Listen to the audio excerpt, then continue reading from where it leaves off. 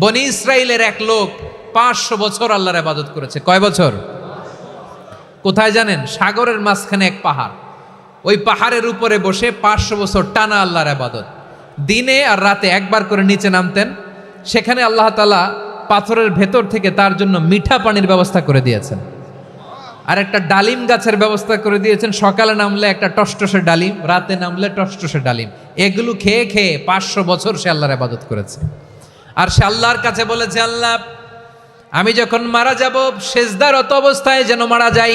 ঠিকই আল্লাহ সেজদারত অবস্থায় সাইয়েদনা আজরাইলকে পাঠিয়ে দিলেন। সেজদারত অবস্থায় লোকটা মারা গেল। 500 বছর ইবাদতের পরে আল্লাহর দরবারে কিয়ামতের কঠিন ময়দানে যখন লোকটা হাজির হয়ে যাবে, আল্লাহ বলবেন, আদখিলু আবদি আল জান্নাতা বিরহমাতি, আমার বান্দাকে আমার দয়া আমার ভালোবাসা দিয়ে জান্নাতে ঢুকায়া দাও।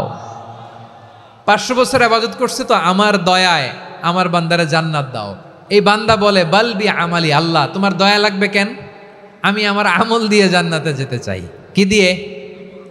কথা বুঝে নাই বোধহয়। আল্লাহর এই বান্দা কি দিয়ে জান্নাতে ঢুকতে চায়? আমল দিয়ে। আল্লাহ বলছে, আমার দয়ায় আমার বান্দারা জান্নাতে নিয়ে যাও ফেরেশতারা। এ বলে, আল্লাহ তোমার দয়া লাগবে কেন? সেজদা তো কম দেই নাই, জিকির করতে করতে 500 বছর শেষ করে দিলাম, আবার তোমার দয়া লাগবে?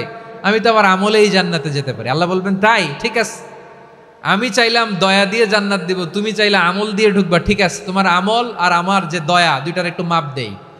তোমার 500 বছরের ইবাদত এক পাল্লায় রাখো। আর আল্লাহ বললেন, আমি যে দয়া করে এই দুনিয়ার নাজ নেয়ামত বিউটি সৌন্দর্য দেখার জন্য তোমার দুটা চোখ দিয়েছিলাম, দুটা নয় একটা চোখ আরেক পাল্লায় রাখো। রাখা হবে, দেখা যাবে ওই 500 বছরের ইবাদত হালকা হয়েছে, আর মুহূর্তের মধ্যে আল্লাহর দেয়া একটা চোখের নেয়ামত ভারী হয়ে গিয়েছে। আল্লাহ বলবেন, তোমার কথা মতো মাপ দেয়া হলো, এবার ফলাফল দেখো, হিসাব বলে তুমি এখন জাহান্নামে যাবা। Go to the hell fire, যাও এবার জাহান্নামে যাও। মাপ জোখে যখন আসছো আমার সাথে হিসাব ক্যালকুলেশন, যাও তুমি এবার জাহান্নামে যাবা। এবার লোকটা কাচুমাচু করে বলে, আল্লাহ আমি বুঝি নাই, আল্লাহ আমি বুঝতে পারি নাই, খেয়াল করি নাই, তুমি আমারে ক্ষমা করো, তুমি আমারে মাফ করো। ও আল্লাহ, এবার আমি টের পেয়েছি, এবার আমি বুঝতে পেরেছি, তোমার দয়া ছাড়া দুনিয়ায় কেউ জান্নাতে যেতে পারবে না, কেউ পারবে না।